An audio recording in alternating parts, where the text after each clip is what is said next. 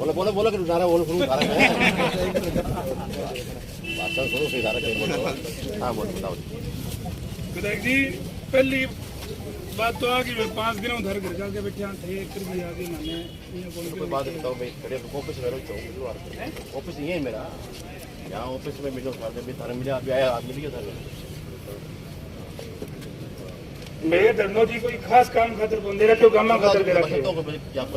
हाँ मैं थारे घर जाके बैठे तो थारो दायित्व तो बने भी थे मना आगे पूछो भी क्या बात है और ज्ञापन मारो है मैं थाना बात पूछनी चाहूँ थे सरपंच के साथ हो सरकार के साथ ज्ञापन दो मुझे आप हाँ ज्ञापन दो पड़े ज्ञापन दो अब माइक भी दे दो आपकी बात है जी मैं तो सामने रखूंगा जी जो भी है विधानसभा में करेंगे जो भी आपकी बात है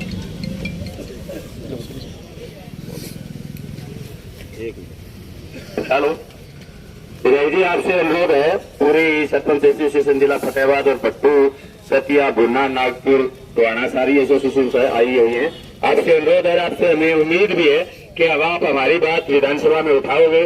और हमारी बातें जो हमारी मांगे हैं वो जायज है ज्ञापन हमने सौंपा है आपसे हम आश्वासन चाहते हैं कि आप हमारी आवाज मुख्यमंत्री जी के सामने हरियाणा सरकार के सामने और जब भी सेशन शुरू होगा विधानसभा में आप हमारी आवाज उठाओगे तो आपसे यही हम आश्वासन चाहते हैं आदरणीय विधायक जी जो भी आपने मांग दिया मांग पत्र ये जी अपन मुख्यमंत्री से बात करेंगे जो भी बात जहाँ भी मेरी जहाँ भी कहने की जरूरत पड़ी वहाँ आपकी बात करेंगे ठीक है जी धन्यवाद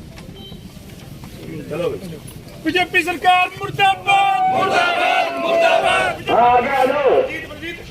बोलो ज्ञापन ला देंगे मुर्दाबाद मुर्दाबाद मुर्दाबाद ज्ञापन दे दो ज्ञापन किसके पास है मुर्दाबाद मुर्दाबाद मुर्दाबाद मुर्दाबाद मुर्दाबाद मुर्दाबाद आगे आ जाओ जी आगे आ जाओ भाई आगे आ जाओ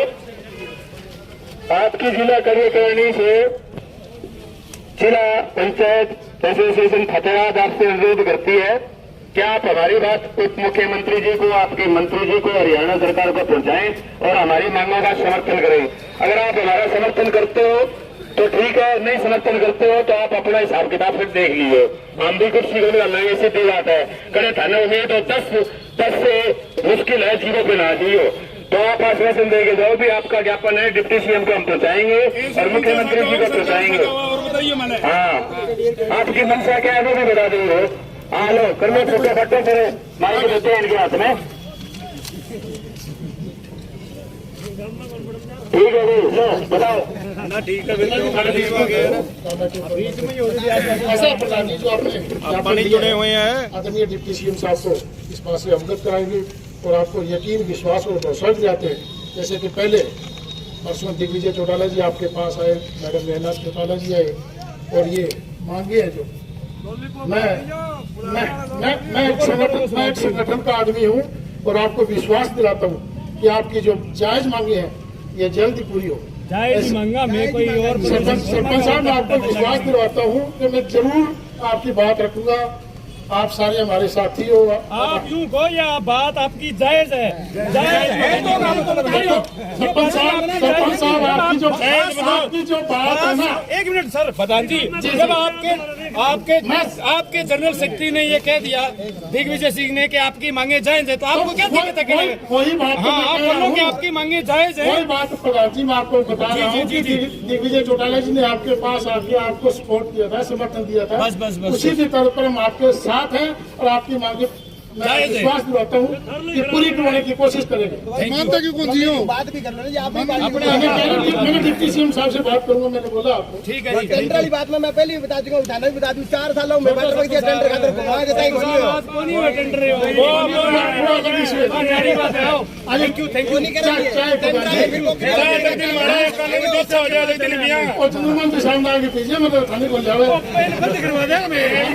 नहीं रिश्तेदारी ना तो पिया नहीं तो मुर्दाबाद के नजदीक कमा इसका नाम का भी लगा दो।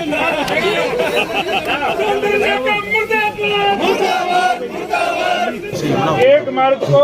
सीएम आवास का घेराव करने का काम हरियाणा का प्रत्येक सरपंच, प्रत्येक ग्राम पंचायत से जाकर ले लो ये काम करने का काम करेगा। बनीवाल साहब सामने देखो जी। ठीक है जी,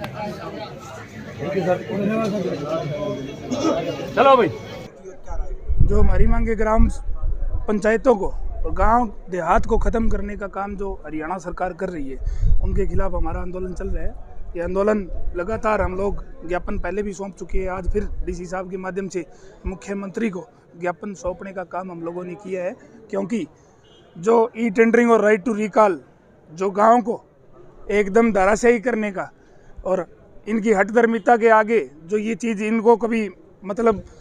ये गांव में जब जाकर ये मुख्यमंत्री साहब वोट मांगेगी ना, तो इनको पता चलेगा गांव में कैसे वादे किए जाते हैं। हमने हर एक आदमी से अगर कोई ईंटों का काम करता है तो उससे वादा किया है भी हम सरपंच बनेंगे, काम करेंगे तो तेरे से ईंटें लेंगे, हम तेरे से सीमेंट लेंगे, बजरी लेंगे। गाँव की जो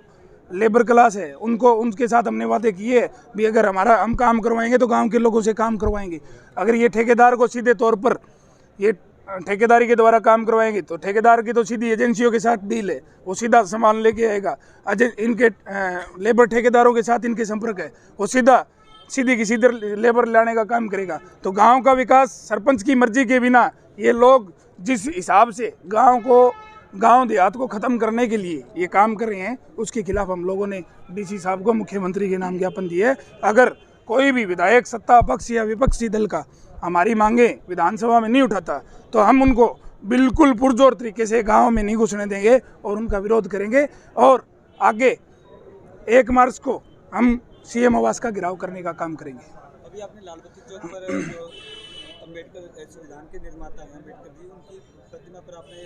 माल्यार्पण किया और आपने जो प्रतियां हैं जो आपने संविधान की हैं उसको रखने का काम किया था, उसको क्या कहेंगे? हमने अम्बेडकर जी से, वो आज हमारे बीच में नहीं है और वो संविधान के निर्माता है, हमने अम्बेडकर जी के माध्यम से प्रभु से उनको सरकार को सद्बुद्धि देने के लिए प्रार्थना की है भी आप